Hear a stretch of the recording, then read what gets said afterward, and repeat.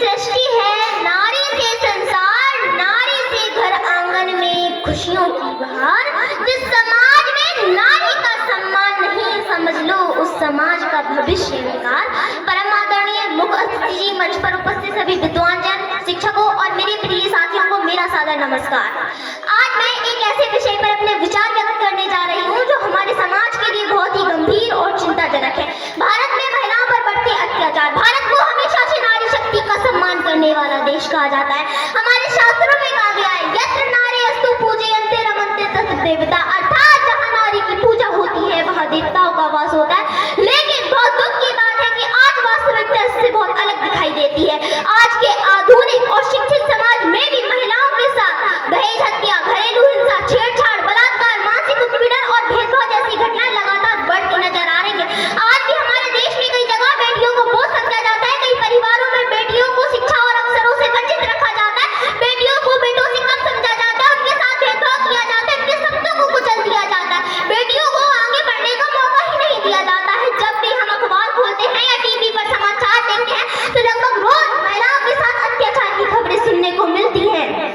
यह स्थिति बहुत ही दुखद है। यह बहुत शर्म की बात है, जिस देश में माँ दुर्गा, माँ लक्ष्मी, माँ सरस्वती की पूजा की जाती है, उसी देश में महिलाओं की सुरक्षा आज भी एक बड़ा प्रश्न बनी हुई है। महिलाएं आज हर क्षेत्र में आगे बढ़ रही हैं। शिक्षा, विज्ञान, खेल, राजनीति, सेना और अंतरिक्ष तक में उन्होंने अपना नाम रोशन किया है। फिर भी समाज में उन्हें आज सम्मान और सुरक्षा के लिए संघर्ष करना पड़ रहा है। आज भी कई जगह दहेज के लिए महिलाओं को जिंदा जला दिया जाता है, कई लड़कियों को स्कूल जाने से रोका जाता है, कई महिलाओं को घर के अंदर ही हिंसा सहनी पड़ती है। यह बताता है कि समस्या केवल सड़क पर नहीं है बल्कि समाज की सोच में है। 2012 में दिल्ली में हुई निर्भया घटना ने पूरे देश को झकझोर दिया था। उस घटना के बाद पूरे देश में महिलाओं की सुरक्षा को लेकर आंदोलन भी हुए और कानून भी सख्त बनाए गए। लेकिन मैं आप लोगों से पूछना चाहती हूँ, क्या केवल कानून बनाने से समस्या खत्म हो गई? मैं आप लोगों को महिलाओं पर हुए शोषण, बलात्कार और अत्याचार के कुछ आंकड़े बताना चाहूंगी। राष्ट्रीय अपराध रिकॉर्ड ब्यूरो (SCRB) की रिपोर्ट के अनुसार 2023 में भारत में महिलाओं के खिलाफ लगभग 4,48,000 से अधिक अपराध दर्ज हुए।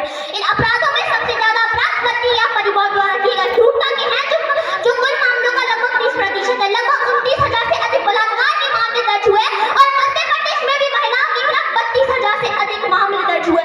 साथियों, यह आंकड़े केवल नंबर नहीं है बल्कि हजारों महिलाओं की संघर्ष और पीड़ा की कहानी है। महिलाओं के साथ अत्याचार क्यों होते हैं? इसके पीछे मुख्य कारण है पुरुष प्रधान मानसिकता, अशिक्षा और जागरूकता की कमी, कानून का सही से पालन न होना, लालच और दहेजप्रथा और नैतिक मूल्यों का पतन। जब तक समाज अपनी सोच नहीं बदलेगा तब तक केवल कानून से समस्या को पूरी तरह खत्म नहीं किया जा सकता।